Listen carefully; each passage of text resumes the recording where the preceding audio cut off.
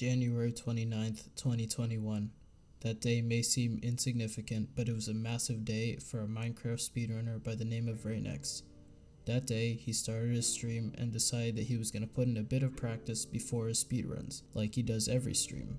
3 full hours of Bastion and Perch practice later, it was time to do real speedruns. Less than 30 minutes of resetting later, something crazy happened. He would start the run in a fairly normal way with a village and travel a bit to find a lava pool in the form of a ruin portal. He would use the lava to build a nether portal, and upon entry into the nether, all bets were off. Immediately he saw a bastion on the left side of his screen and a nether fortress on the right side of his screen. He would go to the bastion first because that's where he gets his ender pearls and fire resistance to help him travel to fight blazes. After an insane 1 minute and 30-second bastion split, he was on his way to the fortress. Immediately upon entry into the fortress, he would run into 3 blazes, and all 3 of them dropped blaze rods. After getting 4 more rods, he would exit the nether and do his blind travel before the 10-minute mark. To put into perspective just how fast this pace was, Curryway's 14:36 run was exiting the nether a full minute slower than him. He would spawn over an ocean into the overworld, and his first eye thrown would lead him in the direction of a mesa biome. He would find the wood needed to craft beds at the rare wooded Badlands plateau while on the way to the stronghold. After throwing an eye and it still going in the same direction, he would travel a bit further and his eye throw would make a 90-degree turn. After a bit more triangulation, he would find the chunk and start digging down. He would enter the stronghold sub 12-minute in-game time and locate the portal room at around the 12-minute and 10-second mark. After entering the end at a pace that is already 40 seconds faster than world record, he knew that his entire run would come down to the dragon's perch. Unfortunately, the dragon was not cooperating with him and would take almost 3 full minutes to perch. After doing the 1 cycle with 4 beds, Reignex ended his run with a time of 15 minutes and 9 seconds. While it was a 3rd place time, he was understandably pissed because of how hard the dragon had cucked him out of a world record. I suck, dude. So that's it, right? A great run that should have been world record but wasn't. Well, not exactly, because holding his head up high just an hour later, he would make history. The second run would start out with another village, but his nether entry was far from normal because he found a near complete ruined portal and a chest with 2 obsidian in it. With a 4-minute and 20-second entry, he was on the hunt for a bastion and a fortress, and amazingly, after searching in the wrong direction for about a minute and a half, he would find both of those side by side.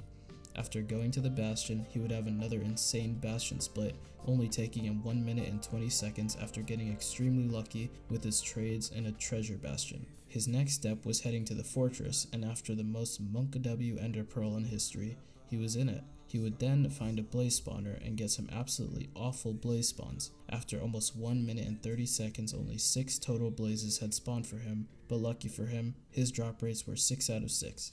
After getting 6 rods, he waited for 1 more round of blaze spawns because he wanted a 7th for safety, but yet again would get awful spawn rates, and out of the just 1 blaze that spawned, none of them dropped. He knew that he didn't have the time to wait around, so he exited another directly after at a time of 10 minutes and 10 seconds. He would spawn in the overworld in a mountain biome, which is not ideal due to slower travel speeds. This, however, would not matter because the stronghold was 100 blocks away. After triangulating the stronghold in only 3 total eye throws, he was digging down at the pace that was ahead of the current world record. Unfortunately, the stronghold he dug into wasn't laid out super ideally, so he spent about 40 seconds searching around to find the portal room. Still though, he entered the end slightly ahead of world record pace. All bets were off at this point. He had 6 beds in his inventory and was waiting high in the sky for the perch, but there was no telling if the dragon would screw him again. Lucky for him though, it would perch very quickly at exactly the 14-minute mark, and he would yet again 4-bed the dragon to claim the new 1.16 world record.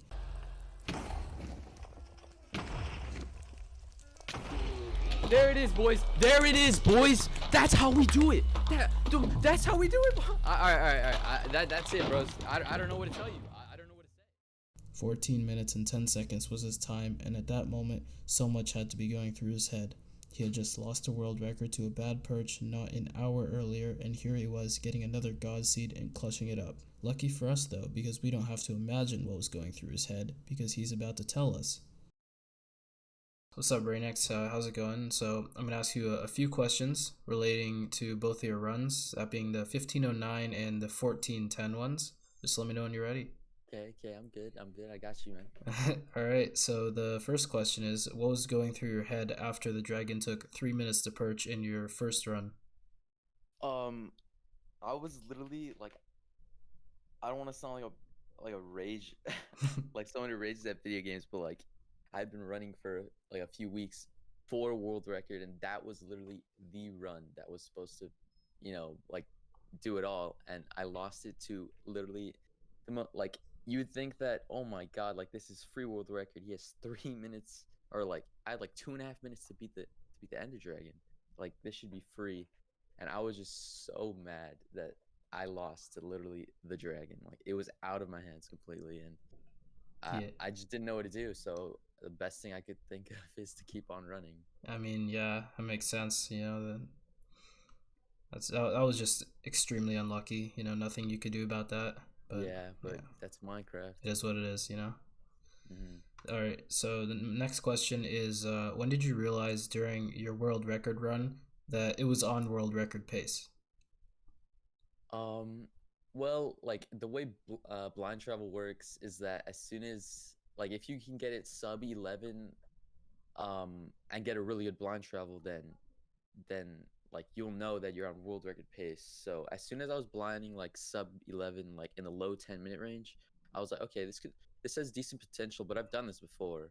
But when I saw the eye turn around when I checked for the blind, that's when I knew. I was like, okay, this can be it again.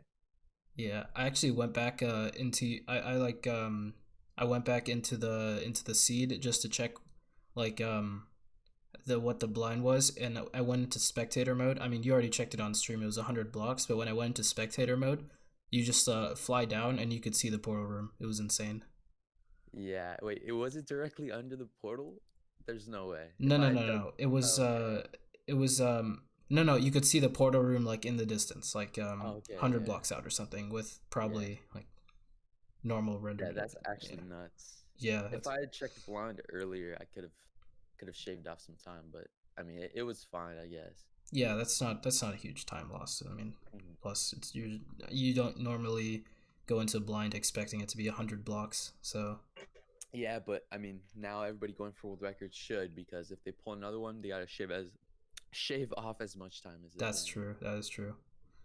All right. So my third question is, what were your nerves like when you knew that you could potentially get a world record, like just an hour after the PB? Um, so during the PB, the nerves were way more active than when I actually got the world record, because it was like the PB was actually a way better run. If you watch the PB, it it was better like in every aspect. I played it a lot better. The the pace was so much better. So like I was definitely shaking a lot more in the PB.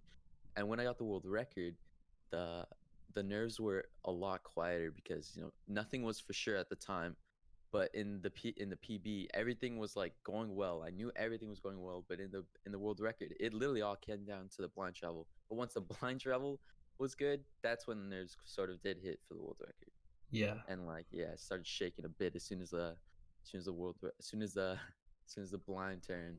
That's when I did get nervous, but everything else was pretty much smooth. Yeah, I think I remember when I was watching it, when the eye snapped to like a completely different angle. You were like, "Oh my god, again!" Yeah, Yeah, yeah. That was like, oh shit, yeah. That's like the "oh shit" moment. Holy shit! yeah. Yeah. All right. So my next question is, how much potential time save do you think you could have realistically had in your world record run? And by this, I mean like, not obviously like not like you're running it blind, basically, not SSG or yeah. Um. Okay, so there've been analysis, or sorry, excuse me, multiple analyses. I don't know how to say it, on the run. So I've seen what people think about it, and there are ways that I would play it differently now. Like, if you can tell, like literally right off the bat, there's a village to my right on the other side of a hill. And if I had played to go to a vantage point to look around from a higher vantage point, I would have seen it quicker. So you can shave off time in the beginning. You can also shave off time in the nether. I talked about it in my own analysis that I went the wrong way for like a little over a minute. And if I'd also gone to a higher vantage point to check for another bastion spawn in the quadrant closest to the fortress, then I could have saved a lot more time there. So if you play the seed still blind, but check for good luck at higher vantage points for structure spawns, and you could probably save off a few minutes, like literally in the run entirely. Yeah, so I guess this just basically boils down to, thinking to yourself, what would K4 do? Yeah, Then, what would K4 do? what would I've been K4 do? thinking that in streams now. I've been talking about it like, all right, what would K4 do? Yeah. All right, so next question is, do you think your use of gravity strats was the key factor that set your run apart from the others? Yes, if I could not have done this, I could not have gotten world record without my man Master Squid. Got to shout him out real quick.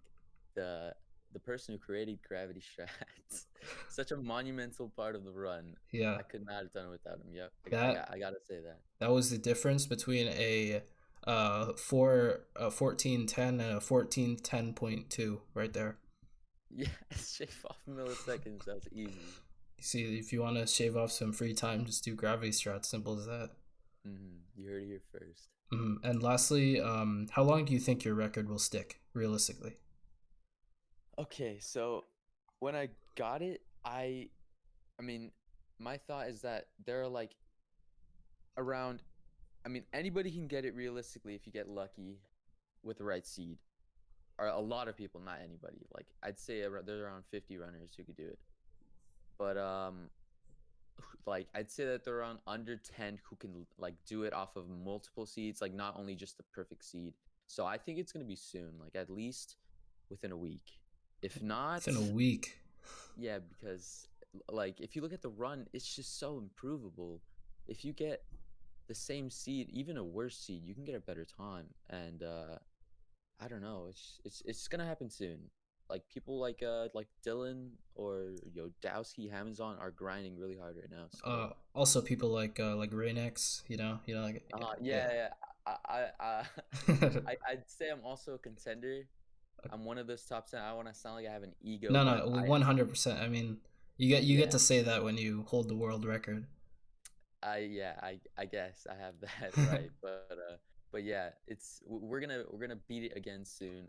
It's just we're gonna see how much we can beat it. It can definitely drop down to under 12 minutes if you play the right seed perfectly. Obviously, my seed is capable of being under 12 minutes, under 13 minutes, around there. If you played it like well, if you look at all the time lost, like you can definitely do it. So if you don't lose all the time that I did, then yeah, it's definitely possible. All right. So thanks for accepting this interview, man. Nice talking to you. And yeah, no problem, dude. Peace out. All right, dude. Later. Alright guys, I hope you enjoyed this video. Shout out to Reignex for accepting an interview, and have a great day. Bye.